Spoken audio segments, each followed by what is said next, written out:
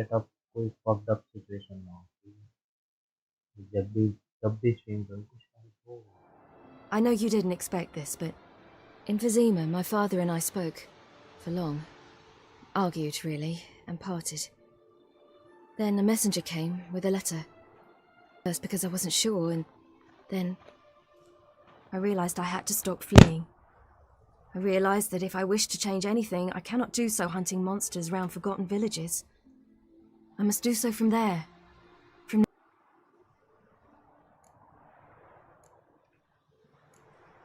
You make this choice on your own?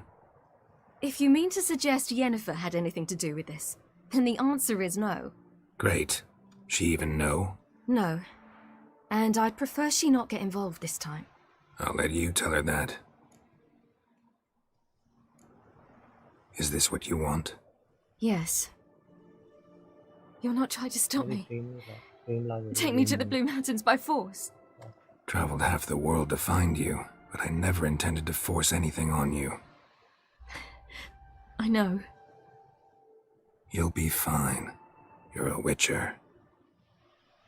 We needn't say goodbye. Yeah, we do. You could come with me. No, Ciri. That's not me. You know that. I know, but I thought... You've made your decision, and I made mine long ago. I'll have plenty of work chasing monsters round forgotten villages. When do you leave? Now. So this is...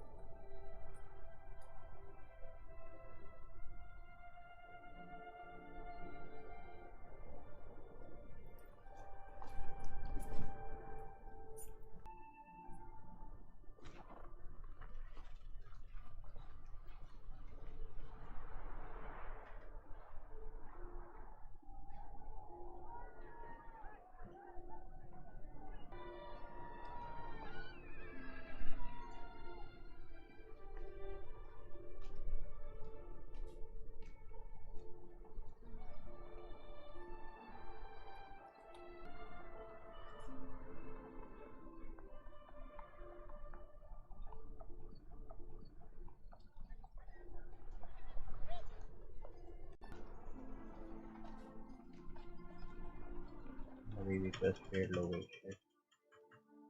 The third northern...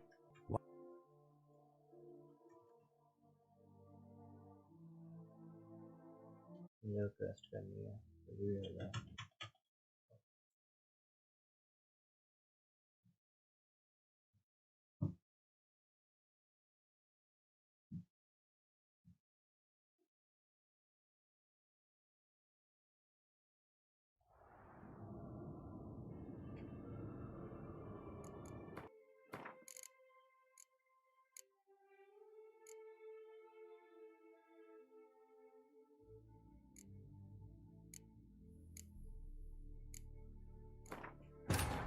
The king of the Wild Hunt lay defeated.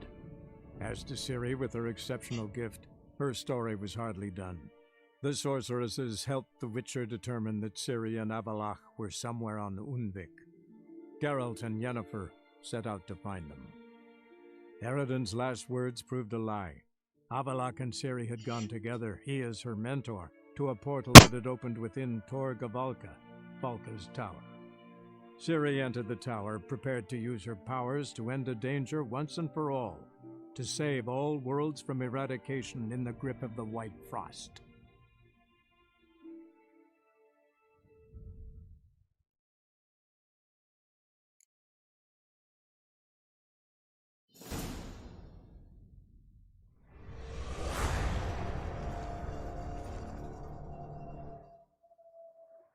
They're here for me. I know you. I realize Is this you're not. travel? You'll be. We need. Of course we don't. I don't know when we'll see each other again. You know where to find me. You can't possibly stay at Kaer Morhen all the time. Makes no difference. You'll find me. True. Remember what I taught you. The third north. Have wild.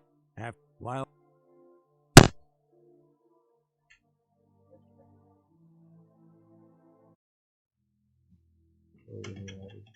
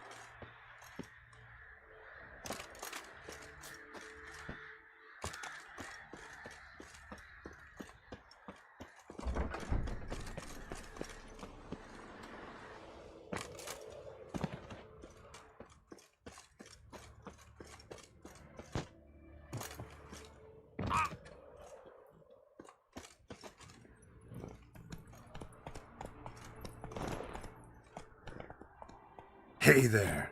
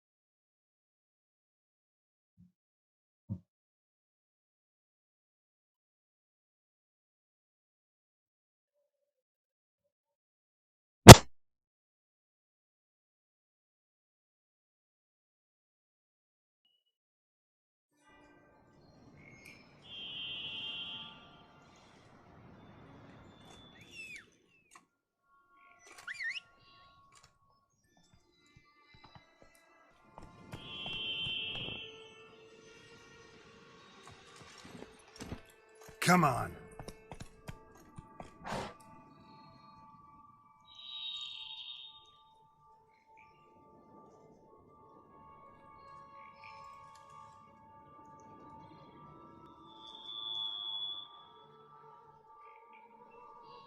Let's go!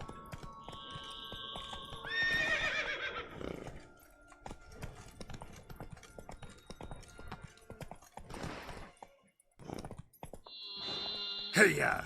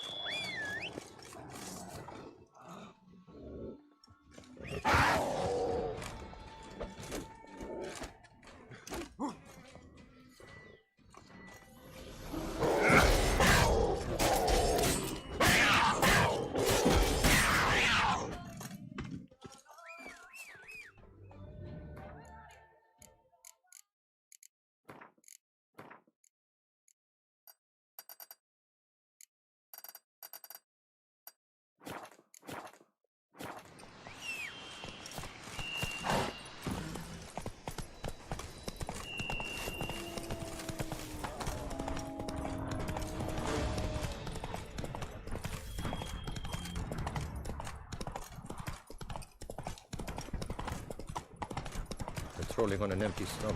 Oh, great.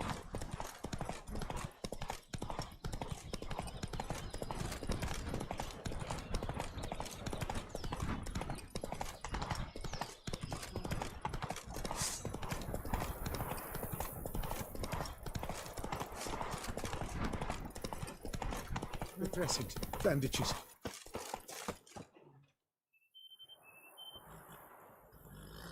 The dressings, bandages. Where did I put them? Forget it. Bandages won't do him any good. What? Oh, but he breathed still a moment ago. Mm-hmm. Breathed his last then. Bled to death. Legs broken. Femoral arteries ruptured. Wound like that, you're dead in minutes. Gods. What happened here exactly? I was rolling through, fully loaded, when I heard screams. This one crawled towards the road, then drooped to the ground, lost consciousness. I jumped down to help him, dress his wounds. Then you appeared.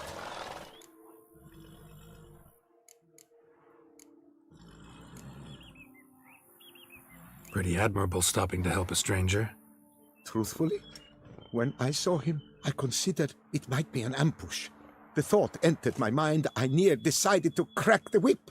But to abandon a man in need? It's simply not the decent thing to do. Decent enough in many other places, believe me.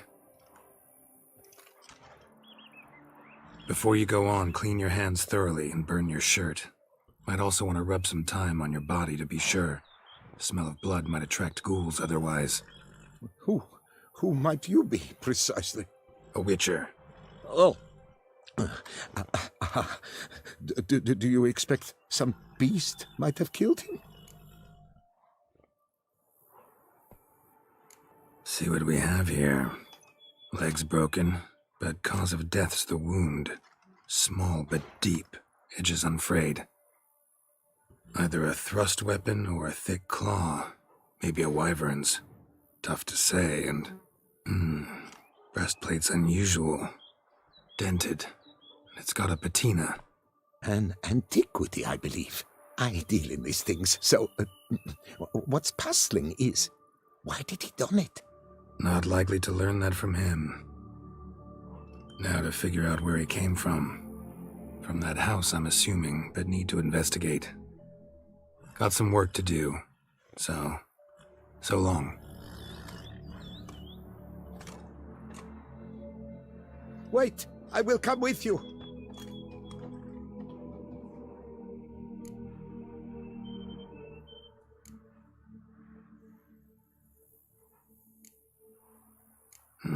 So be it. But stay close, keep it down, and don't touch a thing.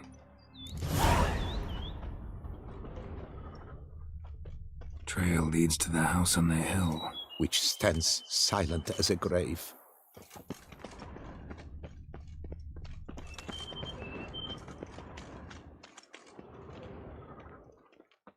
Must have been here he broke his legs. Fell while climbing over the wall. Trying to leave the property probably, after he didn't manage to open the gate. Clearly been jostled, though. Something tried to get out. The very thought sends a cold wind down my back. Damn it. Servant, Gods! stabbed to death. Over a dozen blows with a sharp object. Torso punctured with great force. Blow pierced hardened steel. Man on the high road. Breastplate was identical. Throats massacred. One mighty blow. Shield along sides old and dented. Sword ceremonial. And Shay handiwork clearly.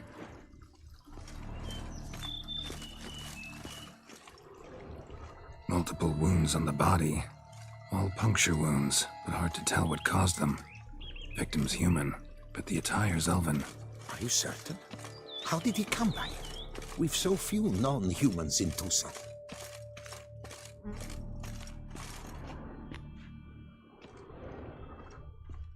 Doublet scorched. Wriggled out of it, tossed it, then ran on.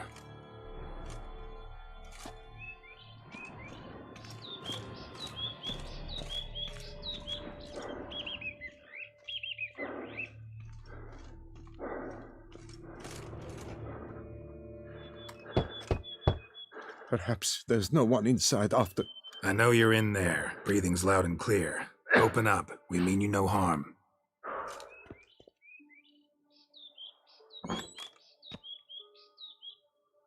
They remain there?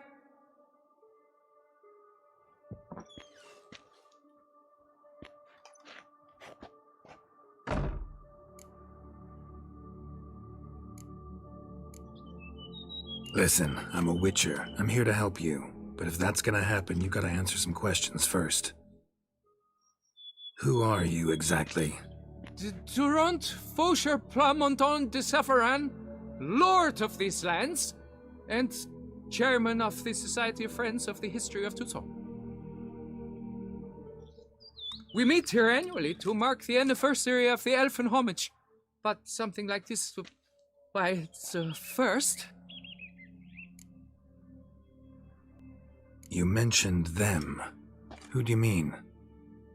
Those, I don't know what they were, spirits. It all occurred of a sudden.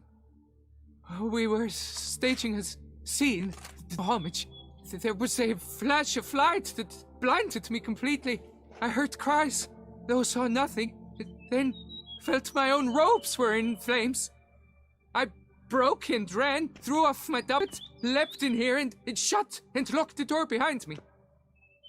They pounded on the door. I thought they would get through. I thought I was done for, but in the end, it grew calm. So while reenacting a scene from the past, somehow, unintentionally, you summoned a specter, a Korgorath, or a tube, maybe. What? What now? Best thing? You gotta do it again, of course. Are you mad? Would you have this thing kill us? No, don't want it to kill anyone. Precisely why I gotta do my job. Summon it again, whatever it is, and tend to it once and for all. Durand, think I can reenact the pledge, the giving of homage, alone? It was a great, momentous event. The surrender of Tucson's last elfin king. You will need at least 3 individuals.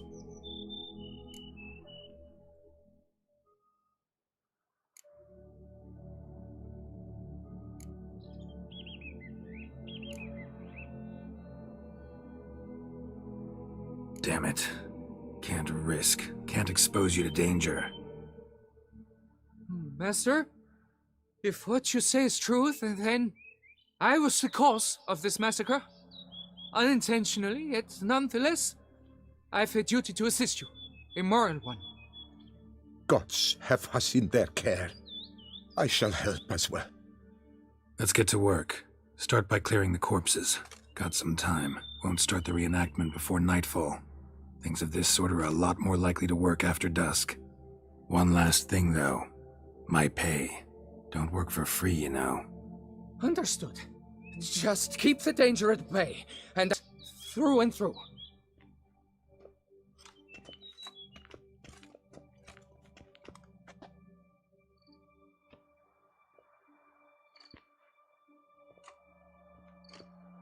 Rather, sit in for King Ludovic upon the elfin throne, while you, Witcher, will play the Enshe ruler. We must don the costumes. All must be just right.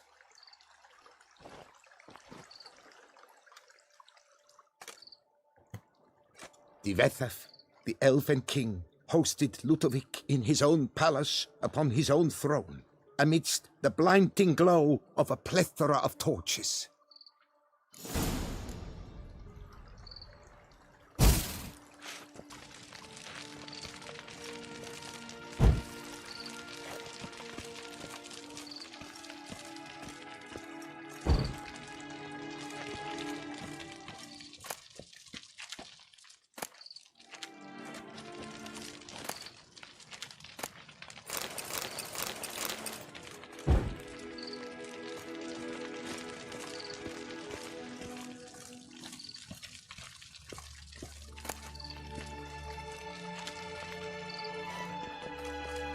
Don't interrupt.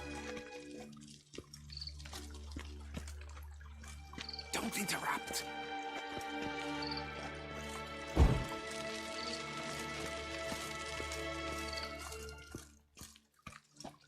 Divethaf laid at Ludovic's feet a loaf of binnen and elfin bread, thus granting humans rule over seat-yielding lands.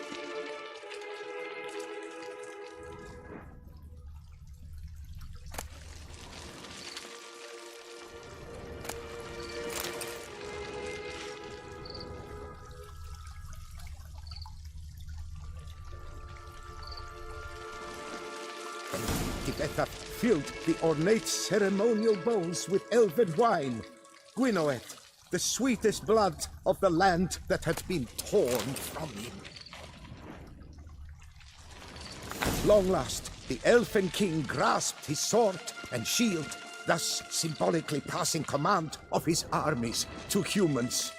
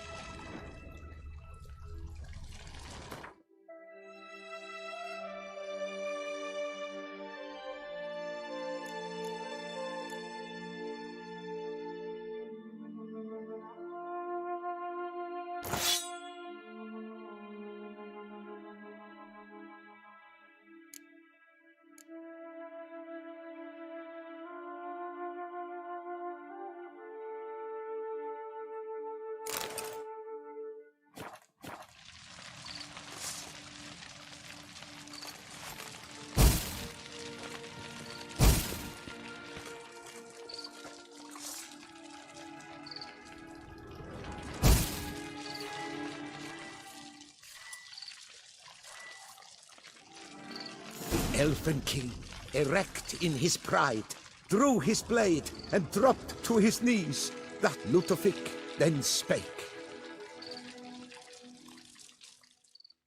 I accept your allegiance and shall return in 1 year's time to... Ah! Look! Look! The statues! Impossible! God's mother! Given me no choice.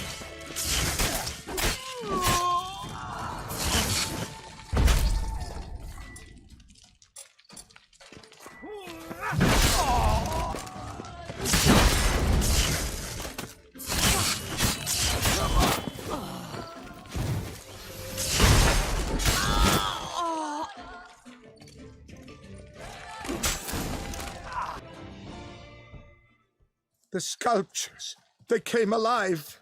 By what witchcraft? Dunno. Specialize in killing monsters. Reviving them, not so much. I may know what happened. The statues, you see, once stood in the palace of one Divethaf. I acquired them a month past because perhaps I should start at the beginning. This Tevethov was the patron, producing statues of this sort each year. Yet he did so but once, for he perished in the massacre of non-humans at the foot of Mount Gorgon in the year 782. Did too, as Tevethov had planned Ludovik's downfall, for he sculpted not statues, but columns that masqueraded as such, columns activated with words said in homage. Columns that would have turned the king and his bodyguards into so much colorful confetti. Typical. Treachery embodied. Elves. Psheh. You're no better. Elves were just defending their territory. You humans took it, but you still weren't sated. Had to cut the elves down, every last one. You? What does that mean? You're a man as we are. Yeah, in a way. Just ashamed to have to admit it sometimes. Your words? They're wrong, Witcher. But I'll not let you leave empty-handed. Take this, your reward. Farewell.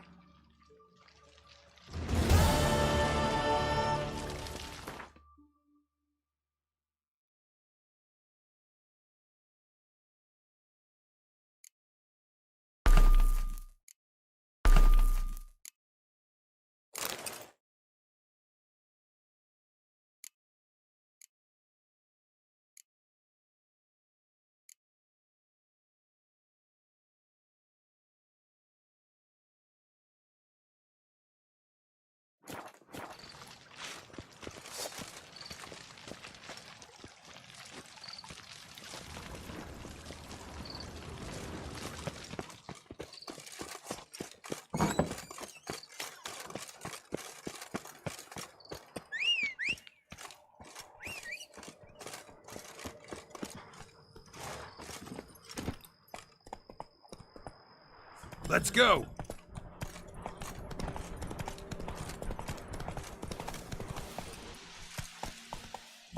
Whoa!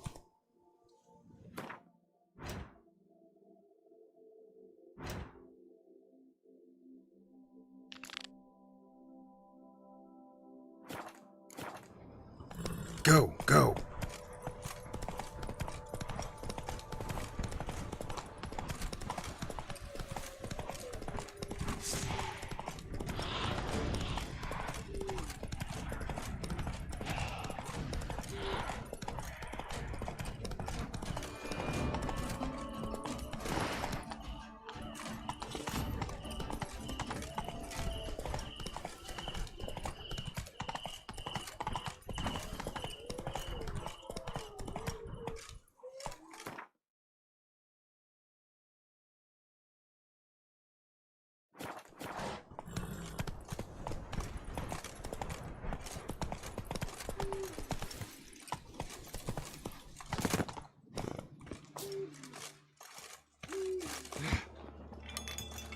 Strange.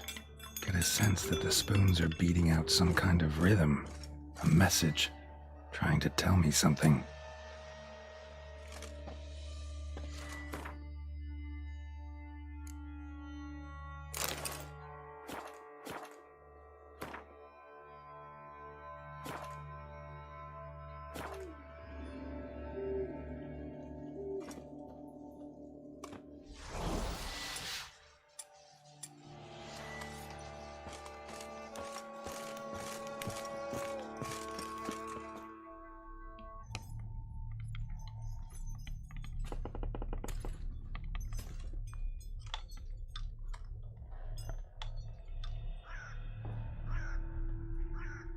None shall sit and dine with you at your table.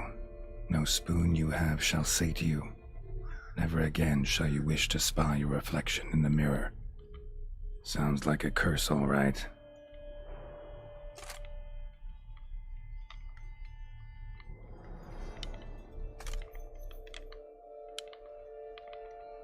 Somebody's clearly obsessed. Regis mentioned the place might be cursed. Can't be a coincidence. Need to look around.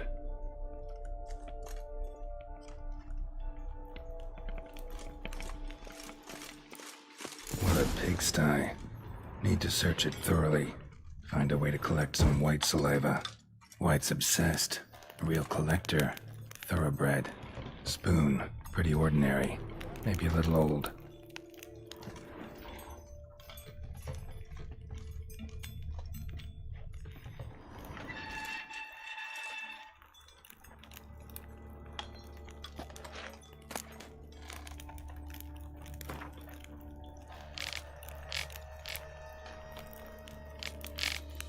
Poor girl. Realized she was changing into a monster. Recorded it in her diary. Spoon's incredible. The craftsmanship. Must have graced a rich man's table. No spoon you have shall sate you. Whatever lives here treated that literally. Looking for the right spoon. Another spoon. Yep, just as normal as the last one.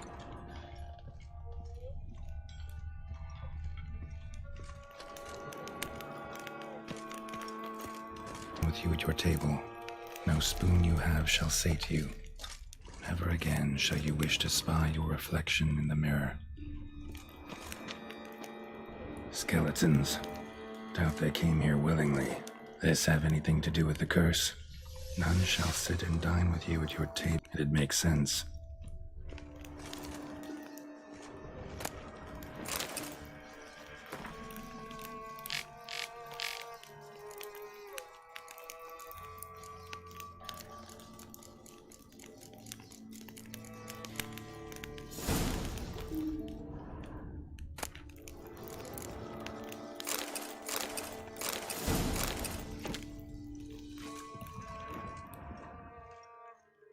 Woman's name scratched into this wooden spoon. Romantic. No claw or fang marks. Probably choked to death. Broken neck. Indentation in the skull's lateral surface. Smacked in the head with something heavy. Right arm bit right off. Teeth all knocked out. Somebody tried to force feed him. None shall sit and dine with you at your table. No spoon you have shall sate you. Never again shall you wish to spy your reflection in the mirror.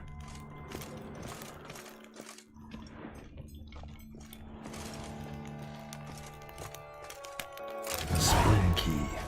Sophisticated crafting. Tag bears a description. White's a true collector.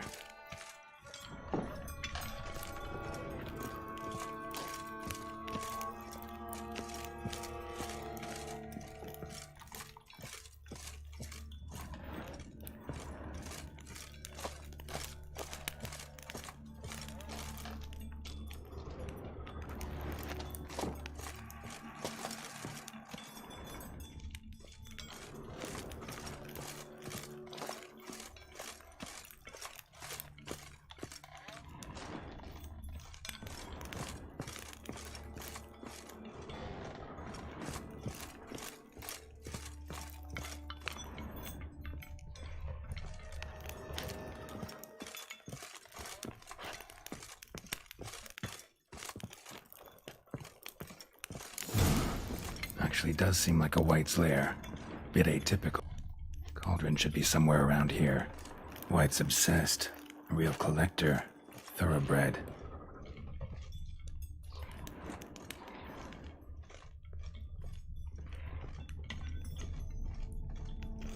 Cauldron I was looking for. White's not particularly tidy. Table's set. White who lives here is getting ready for some sort of feast. White that lives here, definitely afflicted by a curse, and it's been trying desperately to lift it. Cauldron's empty, unfortunately. We just need some brew. Afraid he won't get that. No choice but to hide and wait for the saliva glands, and their bearer. Need a spot that'll let me observe the cauldron.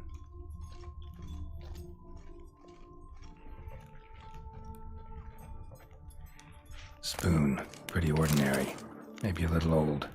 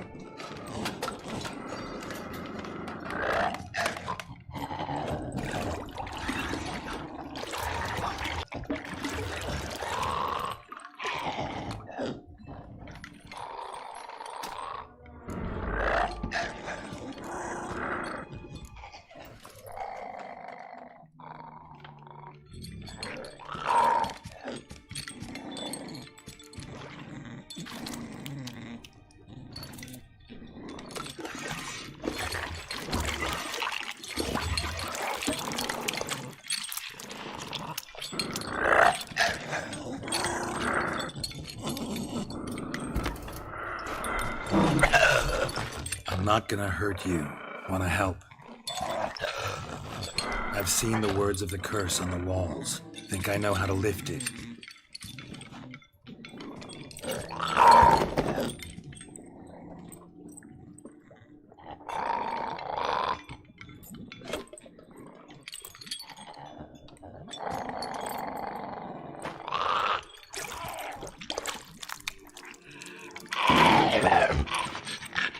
You tried to bring folk here, convince them to sit at the table with you, right? Well, I'm gonna be your guest now. Your willing guest.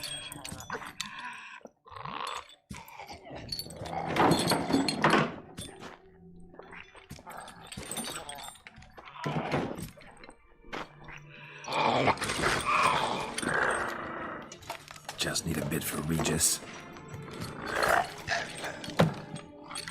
And now we'll tend to you.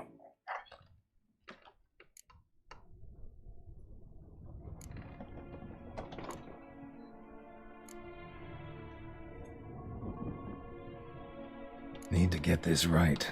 Words of the curse were, "None shall sit and dine with you at your table. No spoon you have shall sate you. Never again shall you wish to spy your reflection in the mirror."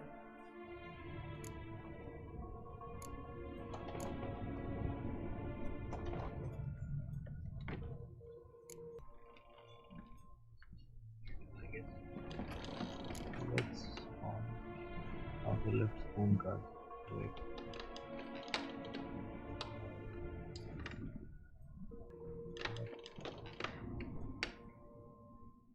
First we can see. अरे यार add हटना है.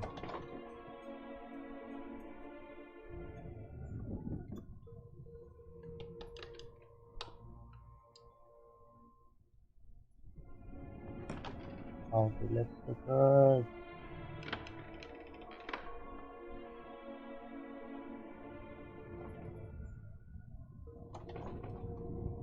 Let's see using the spoon.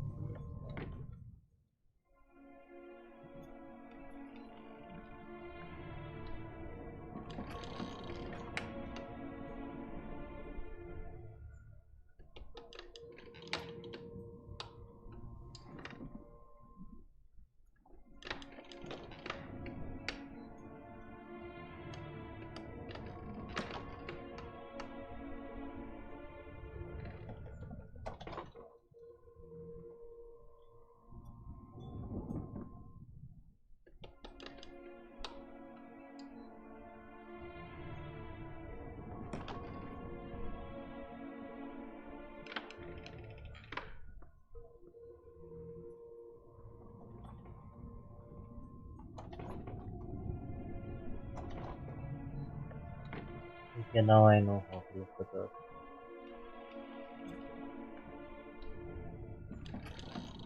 Not too much.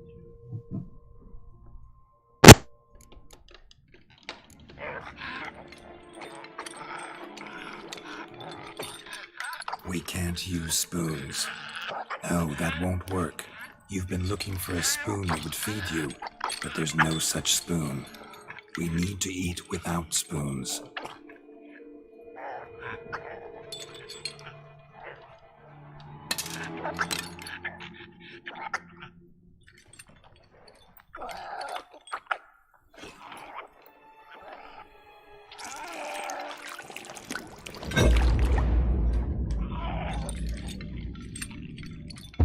your eyes. You need to see your likeness.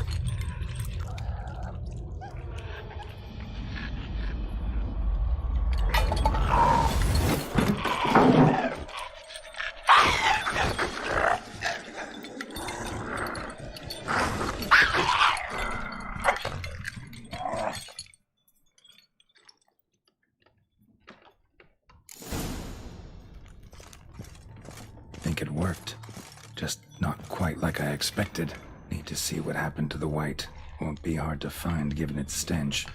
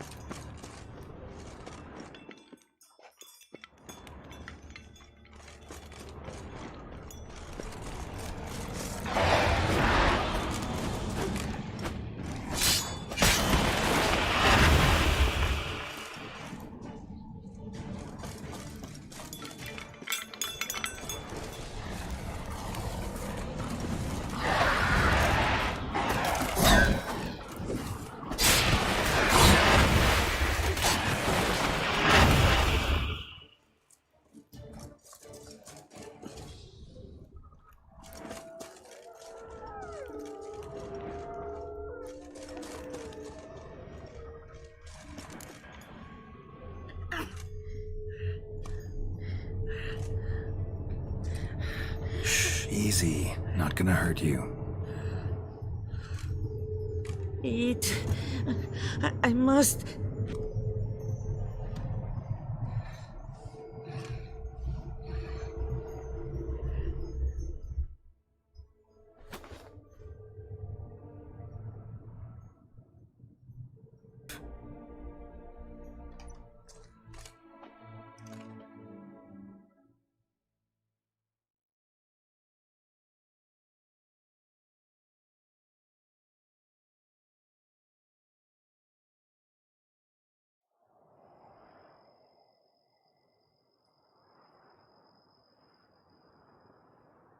So I took her by the hand and led her here.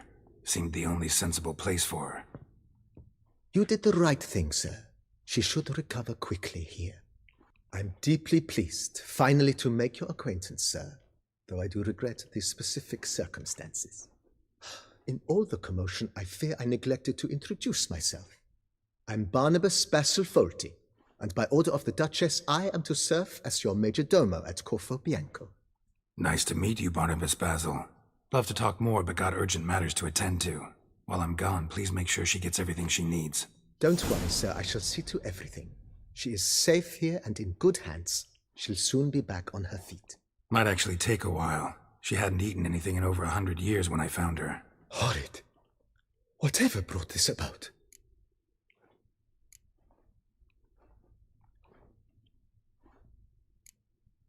Told me her story on the way here.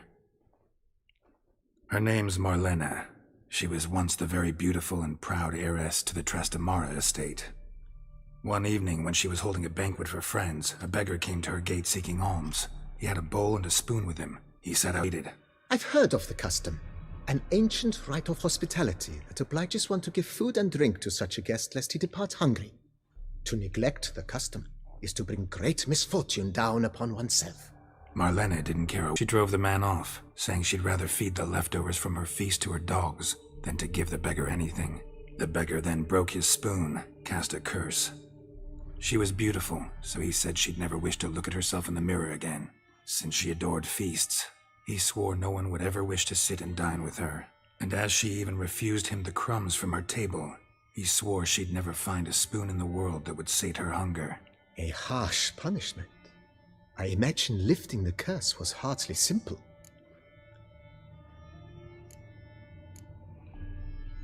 Curses are tricky. They play on irony. Always gotta figure out what the catch is. Marlena had spent decades looking for a way to lift it. Transformed into a wight, she stole spoons and lured folk into her home, trying each time to get them to dine with her. Didn't work. So what did? Someone had to sit down and share a meal with her, of their own free will. They had to eat without using spoons, and make her look at her reflection. That's it? That was all it required? Simplest solutions are sometimes the last that come to mind. Besides, when you're a white, it's pretty damn hard to find willing human company for a feast. I imagine so. But, most importantly, it is now over. Please, good hands here. Vineyard comes across as a place with a rich history. Know who owned it before me? Baron Rossel, who went bankrupt, forcing him to state to the Duchess. The Baron, in turn, had purchased it from Monsieur Bolius of the Headsman, a truly colorful man of Ketweni origin. He was actually a headsman? No, not him, but his great-great-great-great-grandfather. Indeed. Apparently he was, who somehow secured for himself the post of ducal headsman in Beauclair, went about his work with an exceptional penchant. They say he chopped off more heads than there are grapevines in the ducal vineyards. He never hesitated, not once, never sliced unevenly, never botched a job. For his exemplary service, the Duke granted him a title and this estate. Monsieur Bolius, on the other hand, was an engineer in his younger years. Once retired, he settled here and took to producing wine. Sadly, misfortune struck and he lost his sense first of smell, then of taste. Additionally, he could not drink alcohol. His medic forbade it. Shame that. He gave up making wine? Not at all. He made even more of it. Began throwing wild balls to which he'd invite friends from far and wide in order to treat them to his wine and delight in the fact that at least someone could enjoy it. What of man he was, Monsieur Bolius. Mind giving me a little tour de Corvo Bianco? Not in the least. Follow me, please. I think it would be practical to begin on the...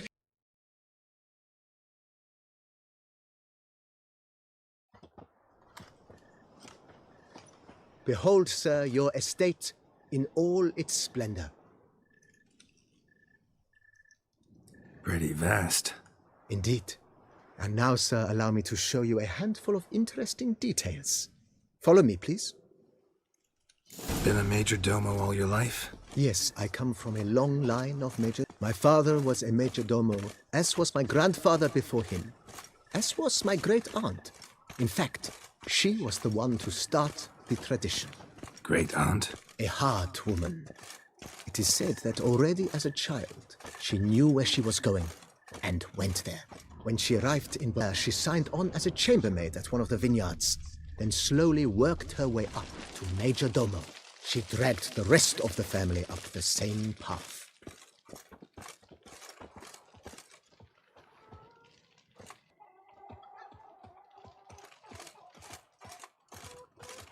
The servants' quarters. I occupy the green home. With the Duchess's permission, I have hired a full staff, their salaries to be paid from the ducal treasury.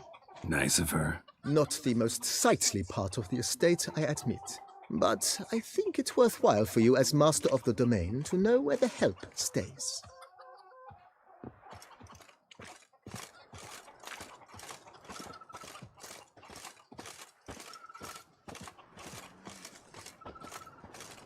Baron Rossel ordered the vines in this part of the estate uprooted and olive groves planted in their place.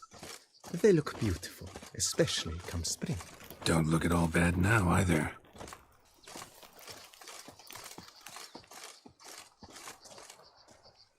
Down below lies your vineyard, where we grow a strain of Carfanere, one of the world's oldest.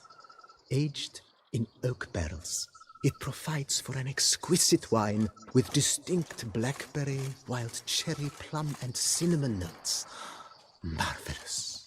Have to try it one of these days.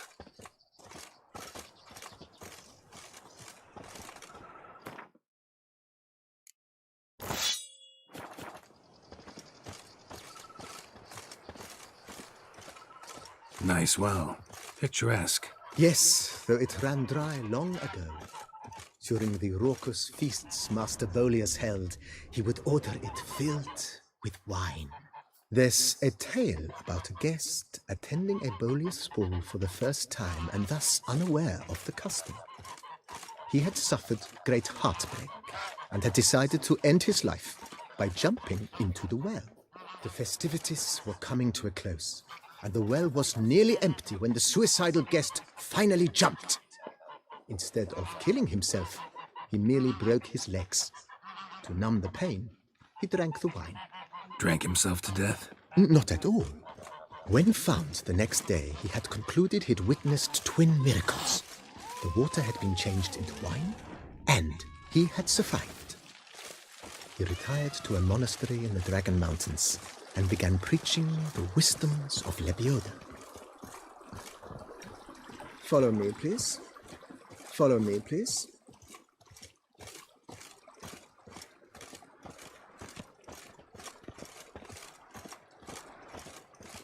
Monsieur Bolius' wife Nina kept a garden here. A supremely lovely place it was. Bit neglected now. I agree. Yet nothing stands in the way of restoring it to its former glory, and once again planting it with herbs and other vegetation. Follow me, please.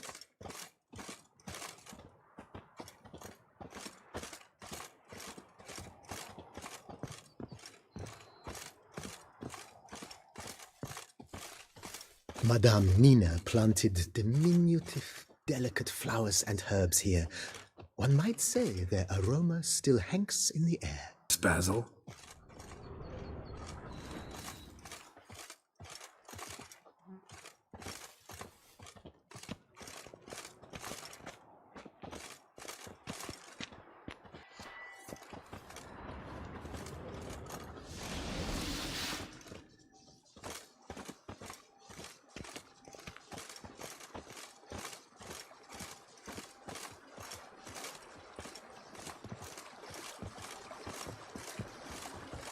Follow me, please.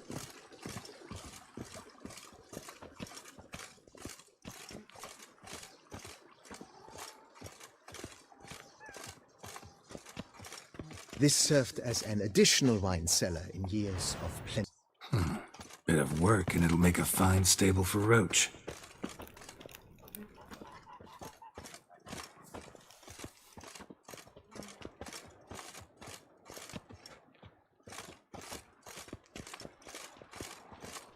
The cellars, voila. During Monsieur Bolis's time, wine was kept here, but Baron Rossel used it to store olive oil as well. I took the liberty of cleaning up the mess, which... I made while fighting the Bruxa. Thanks, Barnabas Basil. Appreciate it.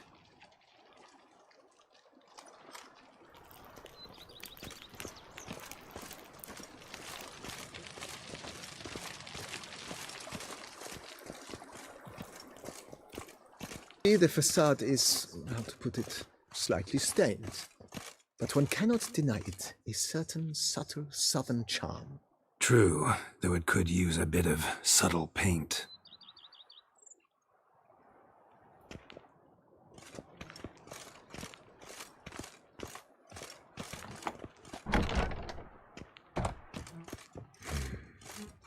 And welcome inside.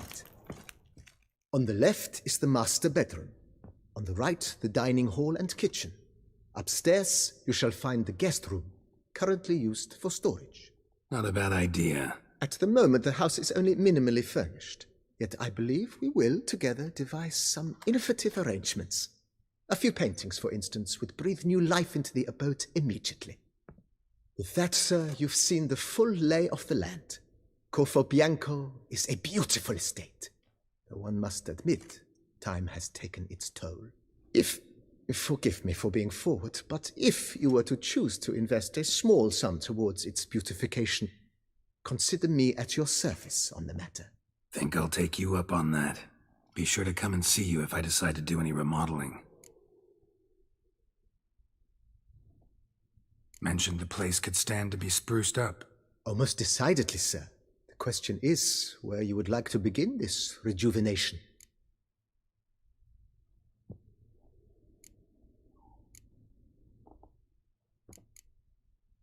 Been thinking about the outer walls.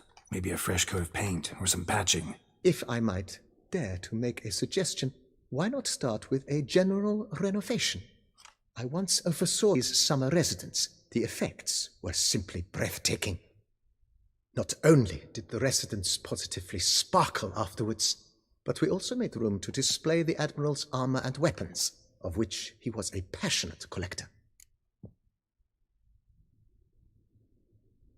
And then, make the place shine. I shall get to work immediately.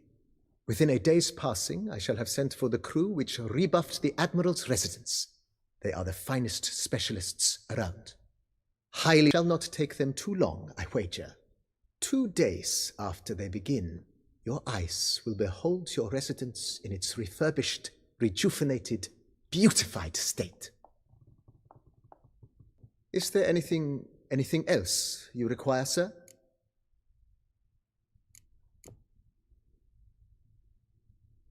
Know what? Changed my mind. Not in the mood to talk about redecoration today. But I wanted to ask you something else. I shall be glad to answer your every question, sir. Thanks. Gotta get back to my business now. See you soon.